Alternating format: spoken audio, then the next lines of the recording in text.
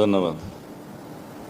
মাননীয় প্রধান উপদেষ্টার ভাষণ আমরা শুনলাম, এটা দীর্ঘ ভাষণ। সেই ভাষণে অনেক কিছু তিনি উল্লেখ করেছেন, এই সরকারের কৃতিত্ব এবং কর্মকাণ্ড, ভবিষ্যতে কী করতে চান ইত্যাদি। তার ফাঁকে এক পর্যায়ে তিনি জাতীয় সংসদ নির্বাচনের একটা সুনির্দিষ্ট সময় ঘোষণা করেছেন।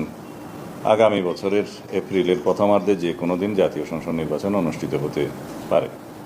এই বিষয়ে আমাদের প্রতিক্রিয়া হচ্ছে যে জাতির প্রত্যাশা পূরণ হয়নি। তিনি বাংলাদেশের সকল রাজনৈতিক দলের মধ্যে বিএনপি সহ আমাদের সমমনা এবং যুগপৎ আন্দোলনের যারা শরিক ছিলেন তারা সহ গণতান্ত্রিক রাজনৈতিক শক্তিসমূহের অধিকাংশ দল, 50-এরও অধিক দল ডিসেম্বরের মধ্যেই নির্বাচনের দাবি জানিয়ে আসছিলেন দীর্ঘদিন থেকে। আমরা যৌক্তিকভাবে ডিসেম্বরের ভিতরেই নির্বাচন অনুষ্ঠানের জন্য আমাদের বক্তব্য সবসময় উপস্থাপন করেছি, যুক্তি সহকারে এবং বিভিন্ন কারণ দেখিয়ে। কিন্তু তিনি সেই বিষয়টি আমলে না নিয়ে এমন একটি সময়ে নির্বাচনের সময় ঘোষণা করেছেন, যেই সময় বলতে গেলে বাংলাদেশের একটা সময় পাবলিক পরীক্ষা থাকে এবং আবহাওয়া সঠিক থাকে না।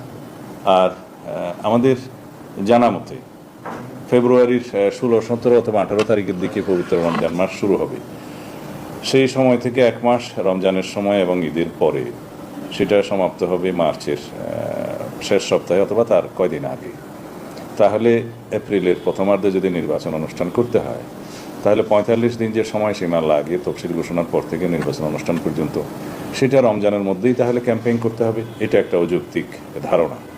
দ্বিতীয় হচ্ছে পাবলিক পরীক্ষাসমূহ আমাদের দেশে এসএসসি এগুলো সেই সময় হয় এবং ওই সময় আবহাওয়া সঠিক থাকে না। এই সার্বিক বিবেচনায় খুব বেশি উনি যদি দেরি করতে চাইলে ডিসেম্বরের পরে জানুয়ারির মধ্যে হতে পারত, সেটা হয়তো গ্রহণযোগ্য বলে মনে হতো সবার কাছে।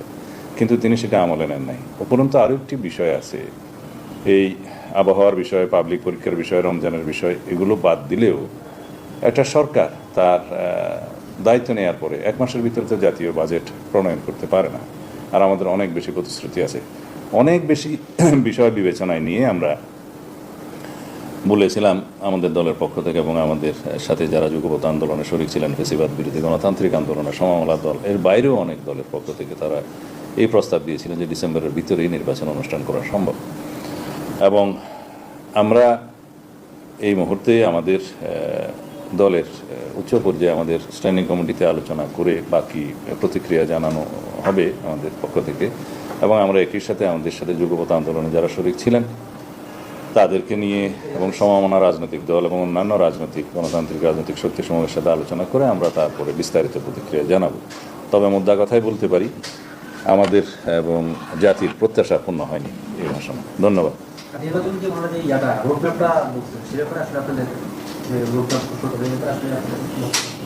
না, নির্বাচনের একটা নির্ধারিত সময় উল্লেখ করার পরে বাকি রোডম্যাপটা ইলেকশন কমিশনের সাথে আলাপ করেই তফসিল ঘোষণার বিষয়টা তারাই ঘোষণা করবেন, এটা স্বাভাবিক।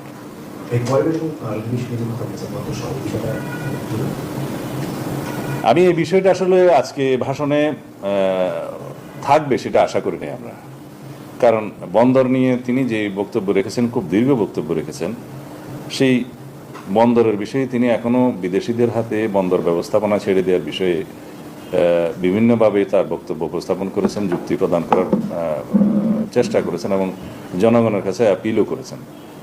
কিন্তু একটি ম্যান্ডেটহীন একটি অনির্বাচিত সরকারের কি এই সমস্ত জাতীয় ইস্যু নিয়ে সিদ্ধান্ত নেওয়ার এখতিয়ার আছে? আমরা মনে করি না। এই বক্তব্য আমরা আগেও প্রদান করেছি। এই সমস্ত বিষয়ে নির্বাচিত সরকার এবং জাতীয় সংসদে সব পক্ষের সাথে আলোচনা করে জাতীয় ঐকমত্যের ভিত্তিতে যে কোনো সিদ্ধান্ত নিলে এটা সঠিক হয়।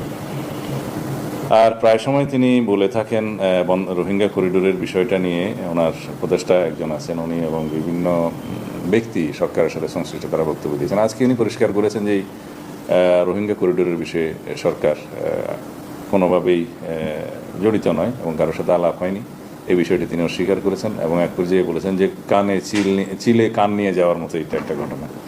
তা আমরা এটা ওনার এই বক্তব্যকে স্বাগত জানাই, এই জন্যে যে তিনি শেষ পর্যন্ত অনেক দেরিতে হলেও এই মানবিক করিডোরের বিষয়টি সরকার সংশ্লিষ্ট নয় বলে জানান এবং অস্বীকার করেন। ধন্যবাদ।